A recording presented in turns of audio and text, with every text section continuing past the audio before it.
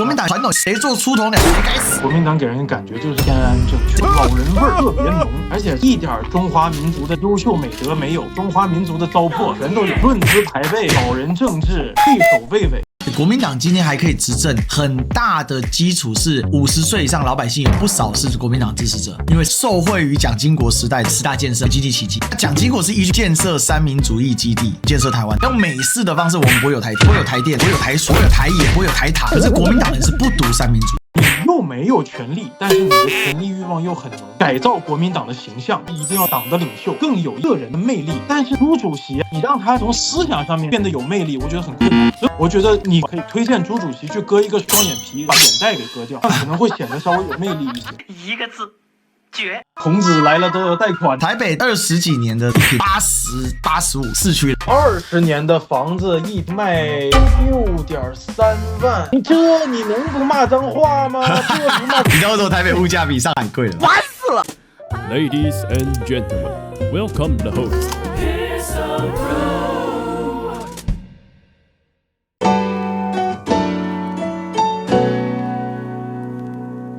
我第一次知道独台就是从江启臣选上主席的时候，当时还挺难受的，因为我小的时候一直认为国民党宣传工作做的是不错，可能会促进两岸的和平统一。后来才知道江启臣只是把很多老同志的心里话给说出来。所以国民党你今天玩到这个地步，你说你怪谁？你统也不统，毒也不毒，就给那儿半瓶子醋晃荡。我最近有一个很深的感慨，看了那么多乡亲，地方热血绝对是有，可是最大的问题是你没有给他一个远期的目标，那你到底想把大家带去哪里？没有愿景你很难带队伍。以前可以不要那么有愿景，但是一晃你就维持了30年，你要维持几年？民进党就不断转进，台独不了就说我们事实上台独了，玩语言游戏骗自己，这些人搞到最后搞成这一出，真的是。但是他们现在饼自己也把自己做小了。青鸟会那么疯，就是因为他们越来越小，越来越急迫，越来越生气。但是反向来说，他的对手很弱，没有大的论述，正解决眼前的问题。馆长这一波都帮你扛那么多了，你不趁这个机会讲出一点论述，你就想说先交流，破除迷障，创造两岸和平繁荣，自然有谈话基础。哪怕讲这里都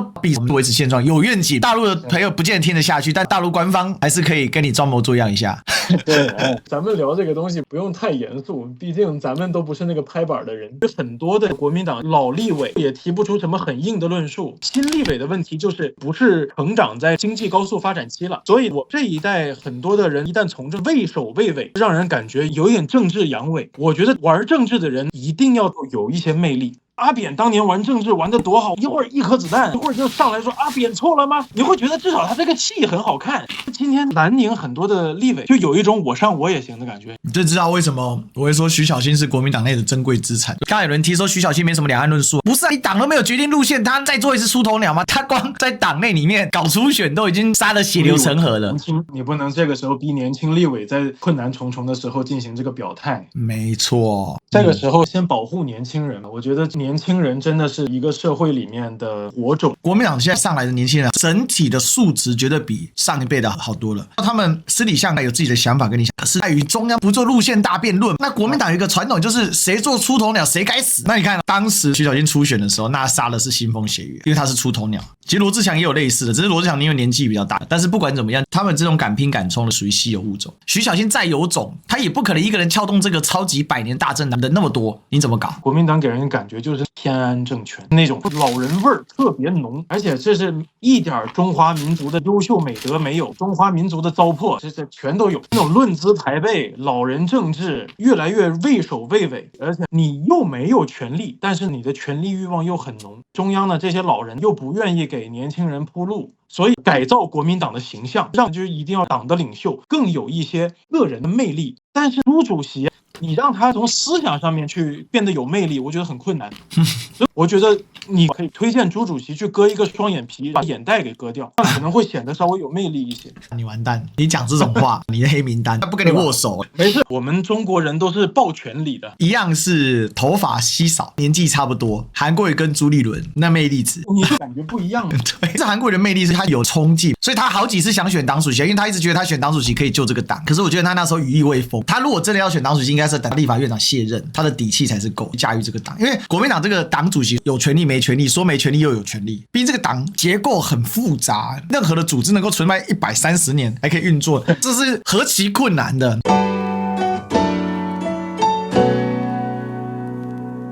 对国民党来讲，现在最大的困难不是他有没有年轻的力，但没有订立一个确切的方向，你怎么走？民进党为什么赖清德在 GY 有一个点，就是他的路线非常明确，要么你老大就跟，要么你不跟就给我躲起来。你看蔡英文就躲起来了，英系的这些家伙，要么就讲一些唯心之论，或者就是装死，比如说王世坚，这就是这两个党很大的一个差异。而这个差异就体现在领导人的性格上面。民进党不管是陈水扁、蔡英文，再到现在的赖清德，个性落差极其之大，出身也极其之大。可是落差这么大的领导人，包括中间可能一些站代的，比如说像苏贞昌之类的，但他们有个很强的目标属性。但你在国民党你会发现，一朝天子一朝臣，一个党主席上来一个风格，他下去之后整个党又大调转了，你很难找到一条共同的线。现在大罢免正在如火如荼的进行之中，可是他们不是建立一个全新的论述也好，理论架构也好来反大罢免，而是为了反大罢免而反大罢免。那我觉得你就现在变成一个技术性操作了，你已经不是一个政治家了。今天反大罢免还有一些绅士的原因，从民进党算计角度来讲，确实你没有着力。之所以会有着力点，讲白了，整个大环境对民进党太不利了。这种情况之下，反罢免还打那么辛苦，那代表说你的支撑点真的很弱。你到时候只能回到候选人本身的高度魅力。问题不是每个立法委员都像是罗志祥、徐小新、王宏威这种政治明星，他即便他个性很鲜明，不是每个人都可以分到那么多的声量，所以没有办法充分去展现出他自己的时候，靠的还是这个形式。现在对在野党有利，因为全世界的东西，尤其第一岛链的转向，所以他才跳出来讲实讲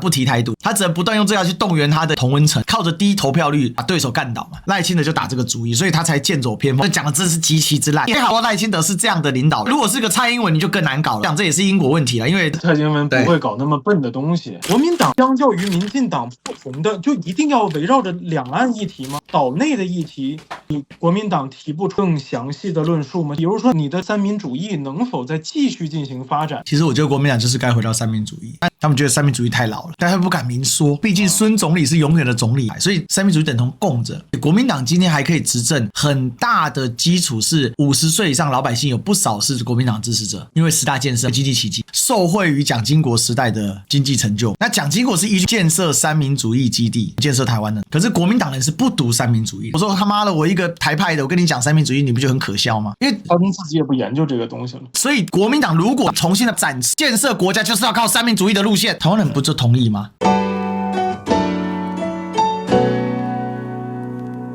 国民党真懂经济吗？很难说。就客观数据撇除时空背景，蔡英文好像比较懂经济。绿营现在很嚣张了，我们蔡英文比你马英九懂经济。可是为什么还是有这么多人认为说，国民党是懂经济、懂民生的？因为国民党在上一次执政的时候，虽然李登辉离经叛道，但基本上李登辉还是顺沿着蒋经国所留下的经济建设的逻辑。但我们都知道，蔡英文的成绩好，其实并不是因为蔡英文多懂经济，恰恰蔡英文是个经济毒瘤。真正的原因是中美贸易战开打之后，美国需要台湾转单，台湾经济的异常荣景，那是假的嘛？现在我就觉得它像一个大朋友圈，待在里面的人想跟这的同流合污，也没有什么特别大的道理，并不是说有一个很强的思想理论或者主义在那里。我们会批判他是反动派的一个原因，也就在这里。他在412的时候就老讲他把当年孙先生的路线给颠覆了，就他和英美资本团结。当年他412政变杀了很多的共产党人，但是他也杀了大量的国民党的左派。我们在412政变以后，我们政治话语里面并不是说国民党是反动派，而是老讲那一派人叫做国民党里面的反动派，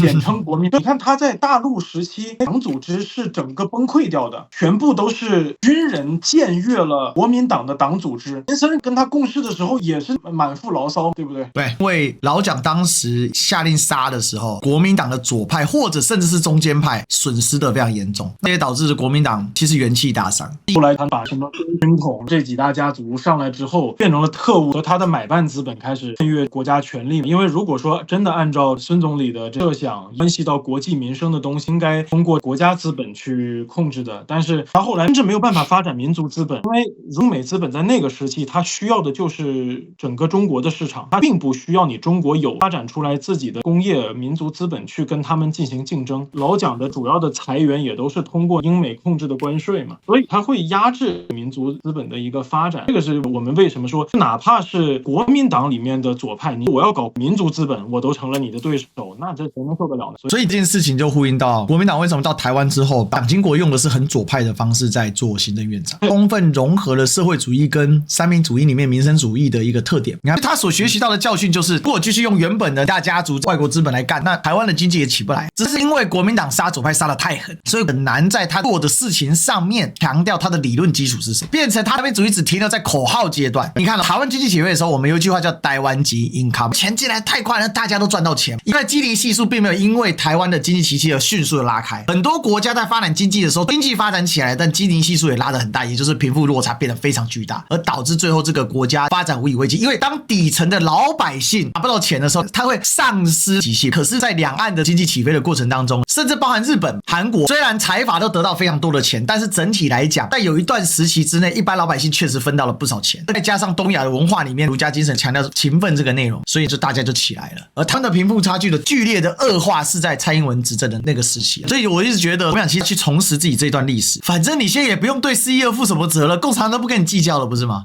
第3次国共合作是连战谈出来的啊，那你就应该好好的发展你的理论啊，你的理论在哪里？现在也没法说太多，毕竟在以前的问题现在大罢免，那你这先解决大罢免，这倒真的。反正我是觉得大罢免还是要去积极面对啦。如果赖清德真的得逞，那真的不是开玩笑的，因为大陆这里有很多的方法处理台湾问题，就工具箱不在台湾这边。这也是馆长之前讲那句话被民党骂死了，很多鹰派的就说你这个卖台，你怎么会在意14亿老百姓的感受？台湾已经丧失反攻的能力了，所以你必须要坦诚的去面对14亿老百姓的感受，还有你必须如何去自处。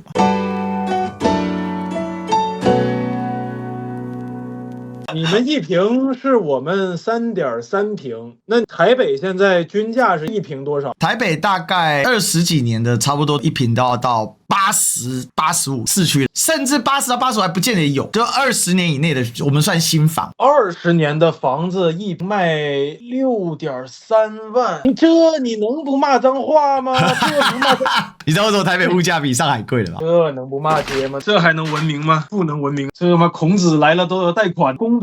香港人发明的这个东西真的是祸害。台北的房价，我觉得以华人区来说，可能真是首屈一指了。对，因为我说难听一点，毕竟台湾是孤岛经济，所以说物价什么都相对高一点。但是台北确实是你说整个城市建设或者城市风貌已经是比较老了，所以说卖到这个价格，我觉得老百姓压力实在是太大了。买了就一肚子气，不买又不行。毕竟如果你不买，你就真的一直在缴租金。但是我一直在想，天啊，这房贷缴完要缴个30年，这房子缴完80几年了。如果说年纪真的到了，该怎么处理？都更，但是很难轮得到了，因为要都更的房太多了，而且还有地方在盖新房子啊。上海有一批工人新村一直延续到今天，我们就管它叫老破小。这个基本上政府就直接帮你原拆原建。在台湾有公办都更，那他必须所有的住民都同意，这就很麻烦，这经常会打官司啊。不同意是有什么道理？是因为你们都更还得自己交钱是吗？对啊，都更他是要自己交钱，不是政府兜底的。那公办都更只是说由政府来兜底，可能不一定要花钱，但是你短时间之内你得搬出去，所以它还是一笔很巨大的开销。所以你知道为什么台湾的年轻人结婚的比例跟生育比例就暴跌？大陆你不在上海住，你可以去其他地方，那些新一线其实房价没有那么恐怖。上次去上海回来之后，我一直感觉台北物价真是太过分了，真是越来越贵。可是台湾人口在减少，但是整个房价就是下不来，而且物价也在上涨。